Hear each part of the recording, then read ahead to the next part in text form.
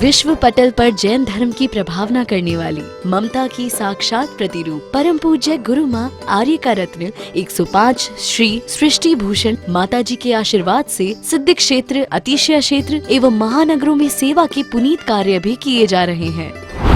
अनेकानेक आध्यात्मिक पुण्य के कार्य, साधुओं के आहार, विहार, औषधि एवं उपकरण आदि की व्यवस्थाएं सुचारू रूप से कई वर्षों से की जा रही है। माता जी और छोटी माता जी का बहुत बहुत धन्यवाद देना चाहती हूँ, क्योंकि अगर आज डैडी ठीक होके वापस सही हुए हैं इस उम्र पे, इतनी बड़ी प्रॉब्लम आने के बाद, उस एक किसी मिरेकल से कम नहीं है, किसी जादू से कम नहीं है, और वो सिर्फ माता जी लोगों के आशीर्वाद का ही फल है। माता जी पहुंची हरियाणा का प्रदेश, मंदिरों में ये स्थिति कि एक दो बूढ़े व्यक्ति चले जा कर के और यदि उनने अभिषेक कर दिया तो बस इतना हो गया। बाकी के लोगों को कोई धर्म कर्म से मतलब, वहाँ माता जी गईं और बंधुओं में खुद वहाँ पर गया माता जी के वहाँ हरियाणा प्रदेश में।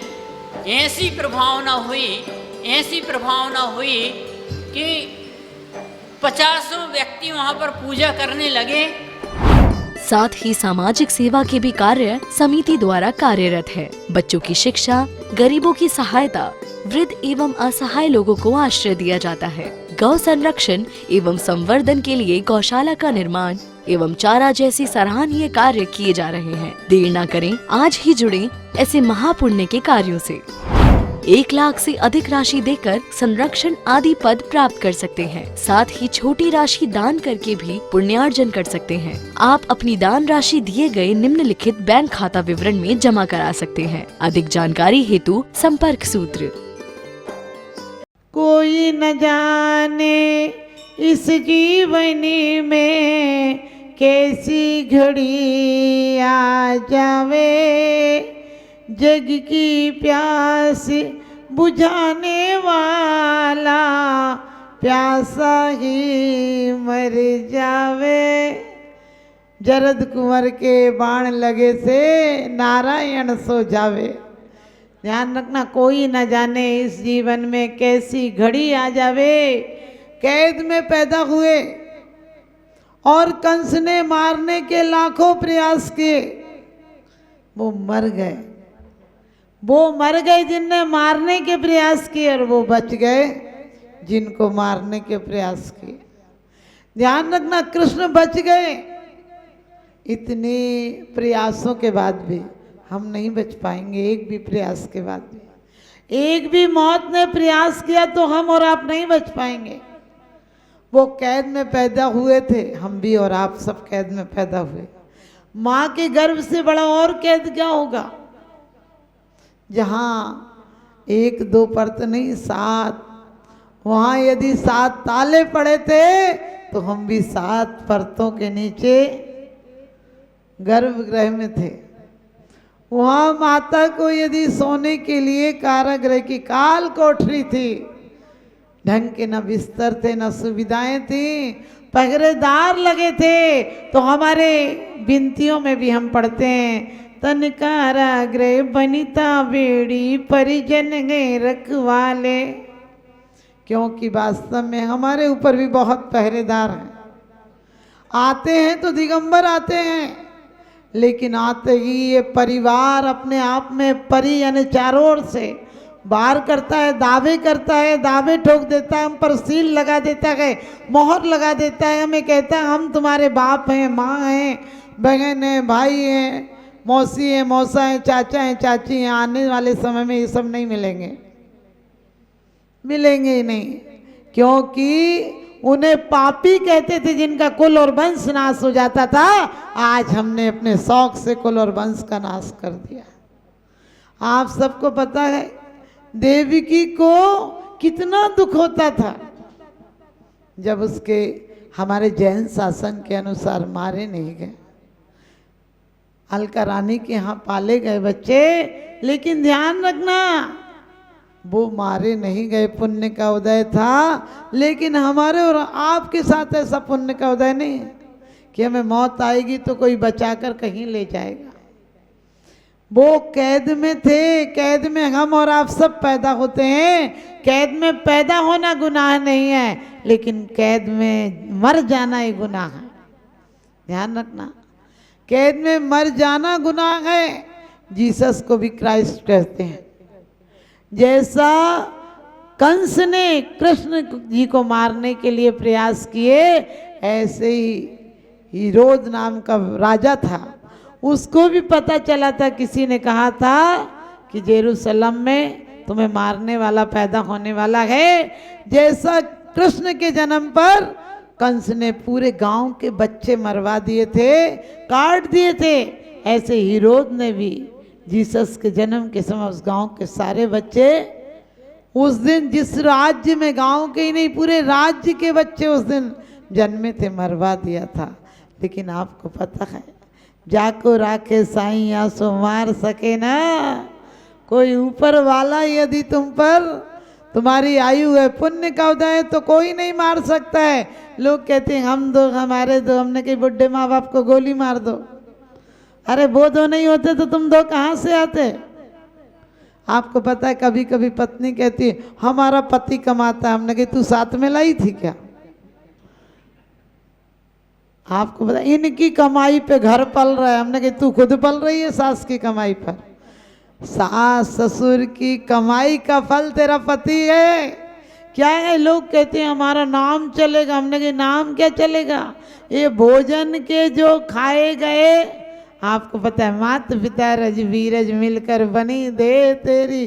क्या है तेरा आदमी का जिस्म, क्या है जिस पे सैदा है, जहाँ एक मिट्टी की इमारत, एक मामूली मकान, खून इसमें गारा है और ईंट इसमें हड्डियाँ, चंद सांसों पर टिका है एक हमामी नूर, जहाँ मौत की झकझोर आंधी जिस दिन भी टकराएगी, दम की दम से यही इमारत टूट कर गिर जाएगी। दम की दम से इमारत टूट कर गिर जाएगी। लेकिन इमारत टूटे उसके पहले इन ईंटों से हम महल बना लेंगे, क्योंकि जब तक श्वास नहीं रुक जाए तुम अपना इतिहास बना लो, जब तक आस नहीं थक जाए तुम अपना विश्वास जमा लो। किसे पता है, किसे पता है कफन हमारी आकर के मिट्टी ढक जाए, और जब तक श्वास नहीं रुक जाए प्रभु के प्रति कुछ प्यास जगा लो, प्रभु के प्रति विश्वास जगा लो। ध्यान रखना, नारायण प्रति नारायण कोई सामान्य आदमी नहीं बनता है। तीर्थंकर होने वाला जीव नरक से आकर हो सकता है, यानी यहाँ से तपस्या करे नरक में जा सकता है, लेकिन नरक से आने वाला जीव तीर्थंकर तो बन सकता है। नारायण प्रति नारायण, चक्रवर्ती, कामदेव, बलदेव, इन पदों को धारी नहीं कर सकता, इन पदों का धारी नहीं हो सकता है, क्योंकि ऐसे मुनि होते हैं, ऐसी कठोर तपस्या करने वाले मुनियों को ये पद प्राप्त करते हैं। लेकिन जो पद इतने प्रयास से की थे, जरा सी भोग की एक कणिका जहर पैदा कर देती है, एक निदान सर्वनाश का कारण बन जाता है। लेकिन मैं कहती हूँ उन जैसा कर्मयोग सीखना है, उन जैसी इतनी सारी बाधाओं पर विजय प्राप्त की। उन्होंने जरासंध को बहुत मौके दिए, हमें भी मौत बहुत मौके देती है। यदि उनका जन्म गर्भ में हुआ, कैद में हुआ, तो आपको पता है फूल भी, बीज भी सब कहाँ पैदा होते हैं, चित्र भी बनते हैं। बाहर से कोई तस्वीर नहीं होती, चित्र भी हमारे चित्त में जब चित्र बनते हैं तो बाहर से चित्र पैदा हो जाते हैं। रंग को बदलकर तस्वीर बदल देते हैं लोग, रंग को बदलकर तस्वीर बदल देते हैं लोग, कमान से निकला हुआ तीर बदल देते हैं लोग। आप तो अपने ख्यालात बदलो, बदलने वाले तो तदबीर से तकदीर बदल देते हैं लोग। आप कहोगे माता जी कैसे ख्याल बदले, समस्याएं इतनी हैं। मैंने कहा कुछ भी नहीं हादसे हौसलों के आगे। वास्तव में हादसे क्या मायना रखते हैं। सच पूछो, कई घटनाएं इतनी दर्दनाक हो जाती हैं, उसके बाद भी एक वजीर, एक मंत्री को, उस मंत्री का जन्मदिन था, कई नगरों के कई सेठ श्रीमंत आए थे, हजारों की भीड़ थी, नृत्य गान चल रहा था, जन्म महोत्सव चल रहा था, लेकिन इतने में एक सूचना आई और ढिंढोरी पिटने लगी कि आज शाम इसको फांसी दी जाएगी। आप भी सोचिए, यदि हमें ऐसी घटना सुनने में मिल जाए, फिर कोई नृत्य सूझेगा क्या? फिर कोई पार्टी महोत्सव सूझेगा क्या? उनके यहाँ भी ऐसा ही हुआ। सब बाजे वालों ने बाजे बंद कर दिए, जो गीत गा रहे थे उन्होंने गीत बंद कर दिए, जो नाच रहे थे उन्होंने रोना प्रारंभ कर दिया।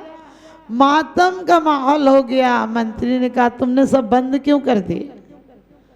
कढ़ाइयाँ उठाकर भट्टियों से नीचे रखी गई, कपड़े ढक दिए गए मिठाई पर, सब लोग चेहरा लटका कर रोने लगे फूट फूट कर।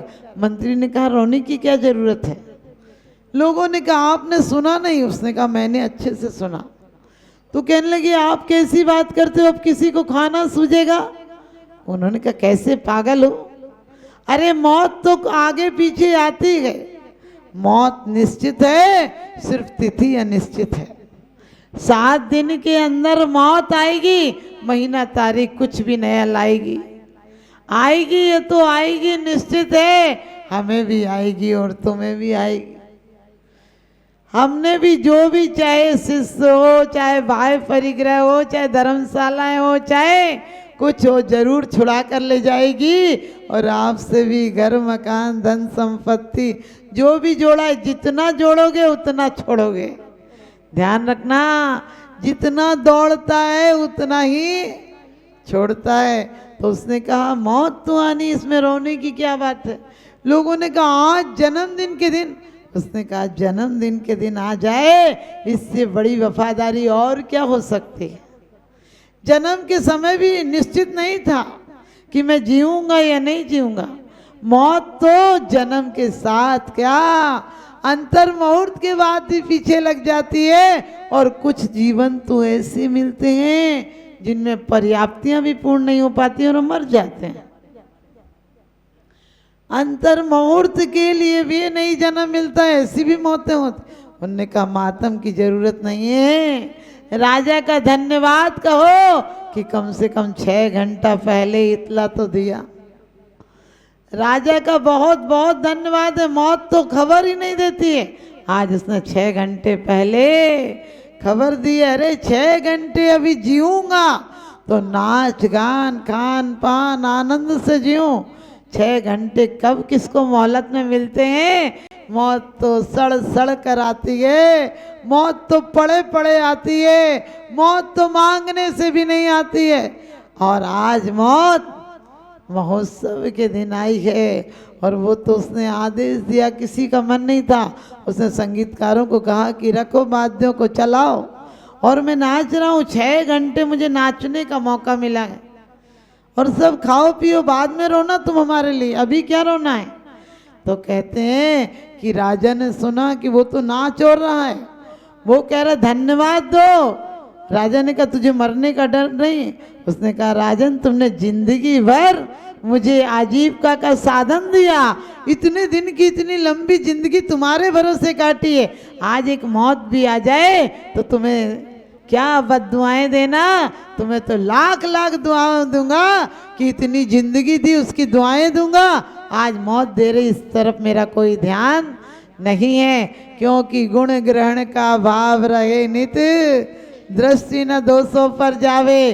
किसी के ऐप को तू बेनकाब मत कर, ऊपर वाला हिसाब करेगा, तू हिसाब मत कर। भले ही मैं बुरा सही, तू अपनी नजरें तो खराब मत कर। तो राजा कहने लगा तुझे मरने का दुख ही नहीं, तो तुझे फिर मौत देखकर भी मैं बदनामी खामोखा में क्यों लूं? आप भी ध्यान रखना, जिसे दूसरों का दुख दिखाई देता है उसे जमाना बधाई देता है, और आपसे कोई कुछ बुरा कहे तो कह दो कि हमें ऊंचा सुनाई देता है। सच बताना, गाली कभी न फेरिए, फेरत होते अनेक, और बिन फेरे बढ़ती नहीं रहे एक की एक। वास्तव में बिन फेरे गाली भी सबसे बड़ी बेइज्जती है। कोई तुम्हें गाली दे और तुमको हमने सुना नहीं, तुमने क्या कहा, बताओ उसको कितनी बड़ी गाली हो जाए।